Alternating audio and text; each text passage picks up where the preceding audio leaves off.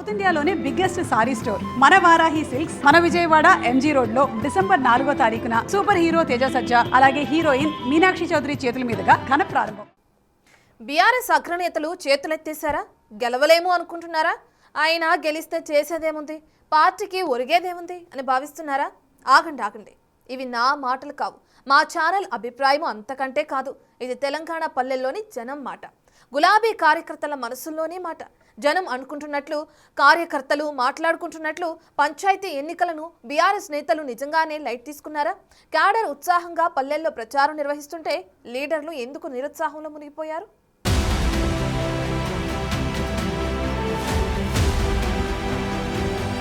తెలంగాణ పల్లెల్లో పంచాయతీ పోరు భీకరంగా నడుస్తోంది. ప్రతి గ్రామంలో కాంగ్రెస్, బీజేపీ, బీఆర్ఎస్ కార్యకర్తలు జోరుగా నామినేషన్లు దాఖలు చేస్తున్నారు. ఇక కొన్ని ఊర్లలో అయితే వేలంపాటలు పోటాపోటీగా నడుస్తున్నాయి. దీంతో ఏ పల్లె చూసినా, ఏ గ్రామానికి వెళ్లినా ఎలక్షన్ ఫీవర్తో సందడి నెలకొంది.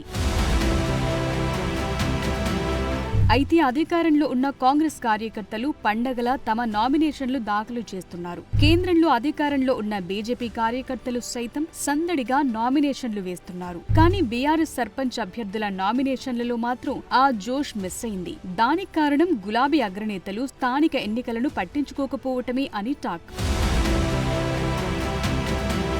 2023 అసెంబ్లీ ఎన్నికల తరువాత రాష్ట్రంలో కాంగ్రెస్ పార్టీ దూసుకుపోతోంది. పార్లమెంట్ ఎన్నికలతో పాటు కంటోన్మెంట్, ఇటీవల జరిగిన జూబ్లీహిల్స్ ఉప ఎన్నికలతో సహా అన్నింటిలోనూ విజయం సాధించి సరిలేరు మాకెవ్వరు అనే తీరులో ఉంది. ఈ క్రమంలో గ్రామ పంచాయతీ ఎన్నికలను కూడా హస్తం పార్టీ సీరియస్ గా తీసుకుంది. ఆ పార్టీ బలపరిచిన అభ్యర్థుల నామినేషన్లలో ప్రచార పర్వంలో నియోజకవర్గ నేతలు పాల్గొంటూ వారికి అండగా నిలుస్తున్నారు. అయితే బీఆర్ఎస్ పార్టీకి వచ్చేసరికి పరిస్థితి పూర్తి భిన్నంగా కనిపిస్తోందనే చర్చ నడుస్తోందిట. గ్రామాల్లో బీఆర్ఎస్ తరపున కార్యకర్తలే ప్యానెల్ వేసి పోటీలోకి దిగుతున్నా వారికి హైకమాండ్ నుంచి సరైన మద్దతు దొరకటం లేదన్న ప్రచారం జరుగుతోందిట.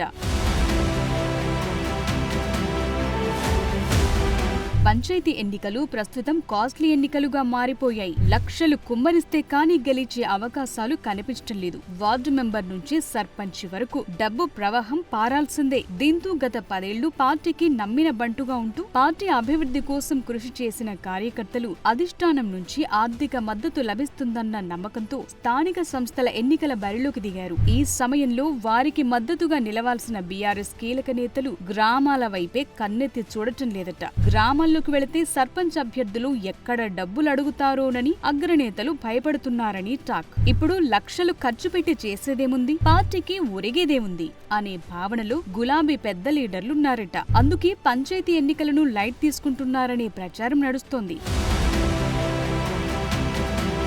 రాష్ట్ర స్థాయిలో బీఆర్ఎస్ దూకుడు బాగానే ఉన్నా రూరల్ పాలిటిక్స్ ను మాత్రం పట్టించుకోవటం లేదన్న చర్చ తెలంగాణ అంతటా జరుగుతుందిట.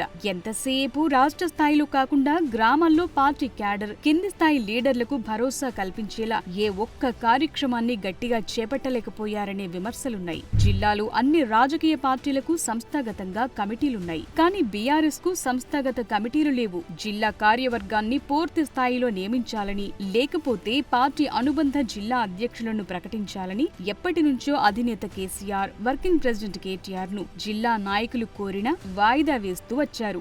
దీంతో జిల్లా స్థాయి నుంచి గ్రామ స్థాయి వరకు పదవులు పొందలేక ఇంతకాలం పార్టీలో ఉన్న నేతలు తీవ్ర అసంతృప్తిలో ఉన్నారట. సంస్థాగత నిర్మాణంపై ఫోకస్ పెట్టకపోవడంతో సర్పంచ్ ఎన్నికల ఫలితాలు ఎలా ఉంటాయోనని ఆందోళన పడుతున్నారట.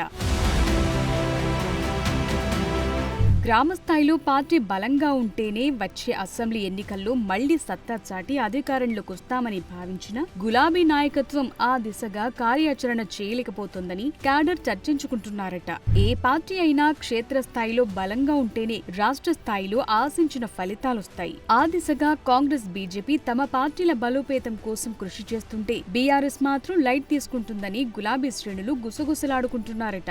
వరుస ఓటములతో డీలా పడిపోయిన బీఆర్ఎస్ కు పంచాయతీ ఎన్నికల రూపంలో సత్తా చాటేందుకు అవకాశం వచ్చినా కీలక లీడర్లు పట్టించుకోవటం లేదని క్యాడర్ ఆవేదన వ్యక్తం చేస్తున్నారని టాక్. ప్రస్తుతం ఎన్నికల ఖర్చును భరించే పరిస్థితి కార్యకర్తల్లో లేకపోయినప్పటికీ గులాబీ పెద్దలు కనీసం తమకు భరోసా కల్పించేందుకు కూడా ముందుకు రావటం లేదని, ఈ పరిస్థితి ఇలాగే కొనసాగితే పార్టీ ఉనికి ప్రమాదంలో పడే అవకాశముందంటున్నారట.